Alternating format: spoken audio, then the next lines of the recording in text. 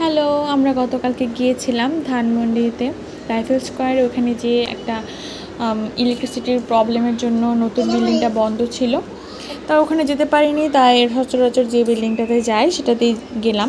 গিয়ে আমাদের কিছু কেনাকাটা ছিল, সেই কেনাকাটাগুলো করলাম। আর কী কেনাকাটা করলাম অবশ্যই আমি লাস্টে সবার সাথে শেয়ার করব। ততক্ষণ পর্যন্ত ভিডিওটা দেখতে থাকো।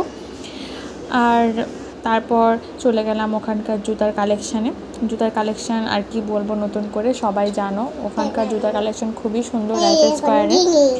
রাইফেল স্কোয়ারের জুতোগুলো দেখতে যেমন ভালো তেমন টেকসইও হয়। তারপর আমরা যেহেতু 8টা বেজে যাচ্ছিলো, সিকিউরিটি গার্ডরা সবাই লাইট অফ করে দিচ্ছিলো অ্যান্ড বের হয়ে যাওয়ার জন্য সবাই তাড়াহুড়ো করছিল। আমরা বের হয়ে যেয়ে ওখানকার একটু সামনেই ধানমন্ডি ডমিনোজে যাই। আমরা বরাবর পিৎজা থেকে ডমিনোজ বা পিৎজা হাটেই যেয়ে থাকি। ডমিনোজ যেয়ে দেখি একদম প্রচণ্ড রকম ভিড় ছিল, একটা টেবিলও ফাঁকা ছিল না। ওখানে আরও 10-15 মিনিট দাঁড়ানোর পর আমরা একটা টেবিল পাই। সেই টেবিলে আমরা বসি। আমরা অর্ডার করেছিলাম মিডিয়াম একটা পিৎজা, একটা স্মল, আর চকো বান অ্যান্ড ছিল গার্লিক ব্রেড। এগুলো টেস্ট আর কি বলবো, সবাই ডমিনোজের পিৎজা সম্বন্ধে সবাই জানো, খুবই মজা।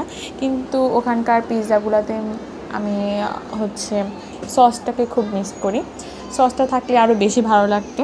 যাই হোক, পিৎজাগুলো অরিগেনো আর চিলি ফ্লেক্স দিয়ে টেস্ট করি, এগুলো অনেক মজা। তো এগুলো আমরা খাওয়া দাওয়ার পর আমরা বাসায় চলে আসি। অ্যান্ড আমরা পিৎজা নিয়েছিলাম চিকেন পিৎজা আর সামথিং কিছু একটা নাম ছিল, ভুলে গেছি। আর নিয়েছিলাম মোজারেলা চিজ পিৎজা, ওইটাও ভালো লেগেছে। এটাতে বেসিক্যালি এতটা চিকেন থাকে না, মেবি বেশি একটা চিকেন ছিল না। আর এটা টেস্টটা খুবই মজার। উপরে যে সসের মতো এটা এক্সট্রা দিলে আরও খুব ভালো লাগতো আমার কাছে। এটার টেস্টটা অনেক মজা, অরিগেনো দিয়ে চিলি ফ্লেক্স দিয়ে খেতে দারুণ লেগেছে। আর এই তো আমরা বাসায় চলে আসলাম। এগুলো আমরা কেনাকাটা করেছি। এখানে কিউট কিছু ক্লিপ ছিল আর কিউট এই জুতা জোড়া, এগুলো কিনেছি।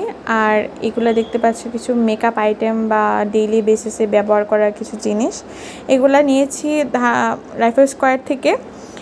আর এতদূর ভিডিওটা দেখার জন্য সবাইকে অনেক অনেক থ্যাংক ইউ। ভালো লাগলে অবশ্যই লাইক, কমেন্ট এবং শেয়ার করবেন। সো ধন্যবাদ, টেক কেয়ার অ্যান্ড বাই।